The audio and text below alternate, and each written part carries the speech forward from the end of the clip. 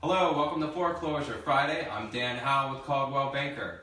So we switched wireless carriers, so hopefully we are good to go this week. So I just wanted to start off by saying we are now opening everything up to anybody that wants to ask a question. So any of the viewers that has a question as we go through it, feel free to ask it. Our camera lady will pass the question along to us and we'll answer it the best way that we possibly can.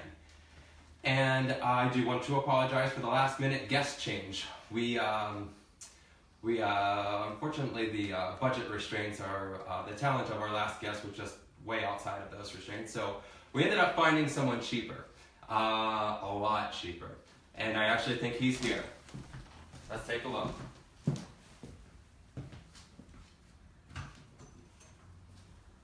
Oh, hi. Hello everybody, this is James Wirt. He was my former buyer's agent. And he's here today to ask some commonly asked questions when he used to take buyers through properties. And we're going to kind of switch the roles a little bit because he is no longer a practicing real estate agent, so he can't give the advice. So I'm going to give the advice. So welcome. Thanks for coming on the show. You're welcome. And what do you think? Let me ask. What would be maybe your most commonly asked question? Most commonly asked question, I would say, starting off would be, when a client would go through to write an offer, are they responsible for, they were always wondering if they were responsible for back taxes, liens, any extra kind of things that would come with the foreclosure, where sometimes obviously the house went into a foreclosure for a reason, so why are they responsible for those fees or different things? Well, and to answer your question, the answer is typically no. Now, I'm going to say 99% of the time, I don't know if that statistic is 100% accurate, but most of the time, they don't have to pay any back taxes. They don't have to pay any liens.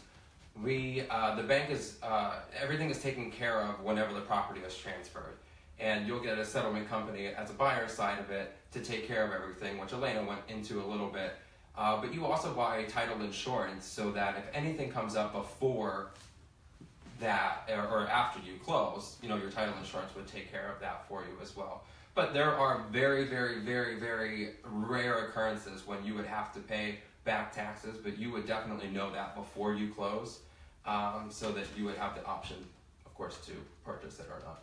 That's the scariest thing a lot of people Right, ask. absolutely. Trying to think, the utilities, a lot of utilities aren't on in the properties for Correct. a number of reasons.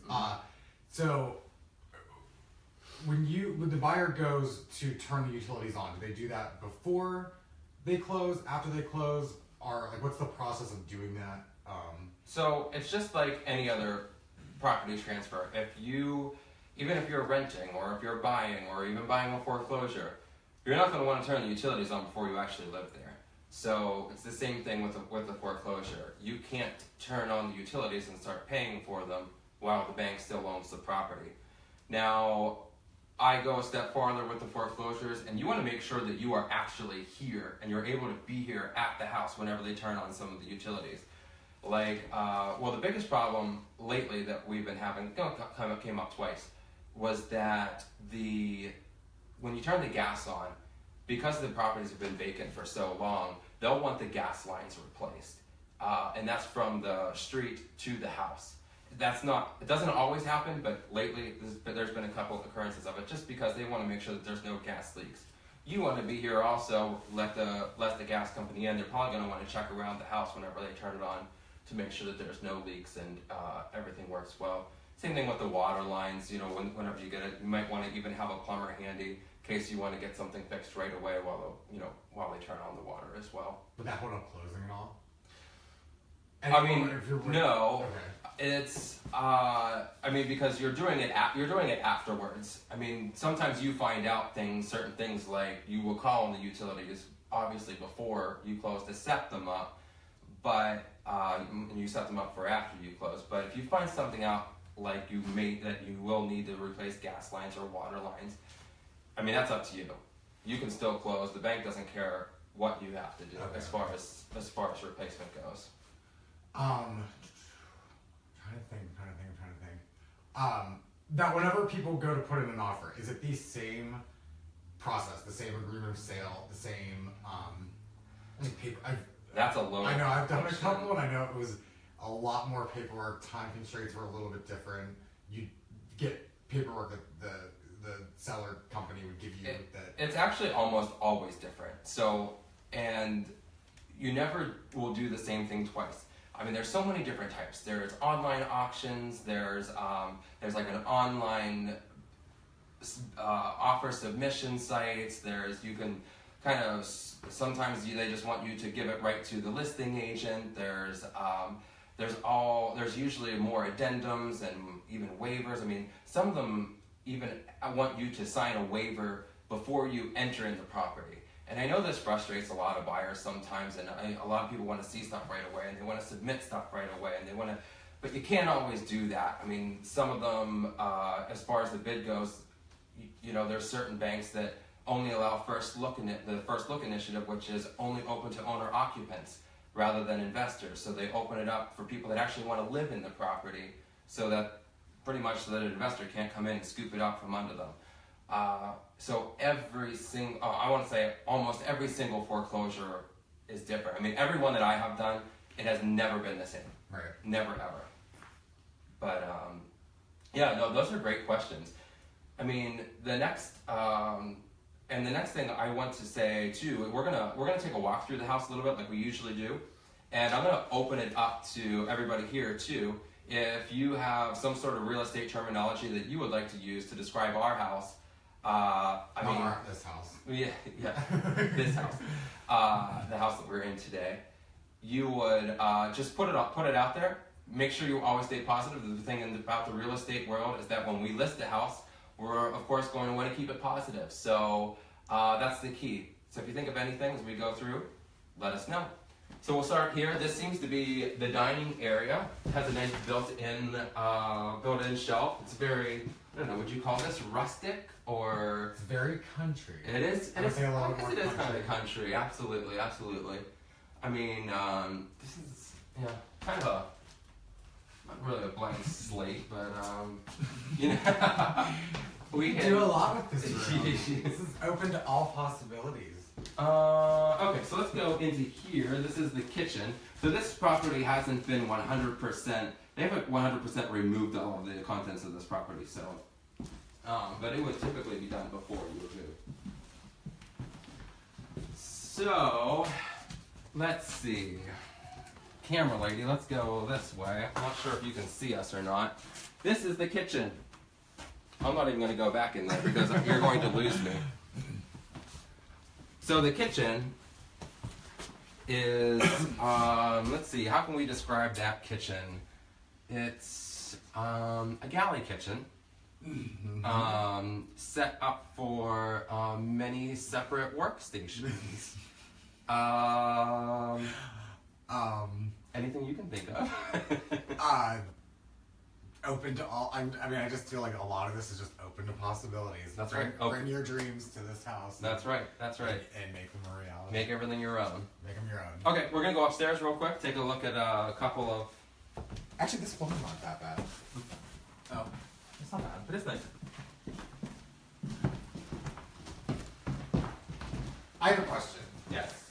On the way here, I heard on the radio that you, that there were certain, like, you could get on a list of foreclosures, like houses, like a person could get on a list, like you buy the list, and then you could get on, like, to be the first one to know about foreclosures, or is that? So the answer to that question, it's another loaded question. There's really no special list, and I get asked this question a lot, and I know you probably have too. There's also a lot of scams out there, so that's one thing you need to be careful of. There's even on certain websites, they even list things as pre-foreclosures. So these items, like these houses, they're not available for sale. You can't, I cannot go to a bank and say, before you list this property, I have a client that wants to buy it. We have to wait until these properties are listed. Right. So I can put you on my list, which is a multi-list list of the houses that are currently listed that are foreclosure. But I mean, foreclosures, they're usually a good deal, but they're not the only good deals out there. I mean, you can also think about looking into estates as well. I mean, estates are usually, you know, properties that somebody may want to kind of unload. I mean, there's nobody living in the property, and they need a quick turnaround. The same thing with the foreclosures. You know, the foreclosures, the banks kind of just want to get it sold. But as far as the lists go, I mean, I'll just go on record and say I've never seen a special list. So, I mean, I forgot those. If you want me to give you a list of foreclosures, just let me know. I'd be more than happy to put you on a list of available foreclosures. We'll go upstairs.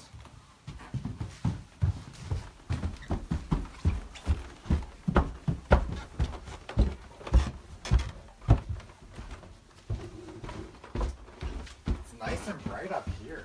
Oh, it is. It's very nice and bright. The bathroom is probably one of the nicest rooms of the house. Let's see. Has a nice laminate flooring throughout the bathroom. And that's about it. It's not bad. It's not bad. Keep it up. It's actually fine. And we have a bedroom here. Bring your dreams. Bring your dreams. Anyway, so that's going to conclude our episode for Foreclosure Friday, and thank you all for watching. And Does anybody else have any questions? Is there anything, camera lady? No questions? Okay. Well, feel free to ask them. I check it throughout the day, and we'd be more than happy to answer them. Just comment with your question. And of course, if you want to take a look at any houses that are currently on the market, please feel free to visit my website, www.danhowellrealtor.com. Thanks so much for watching. We'll see you next week.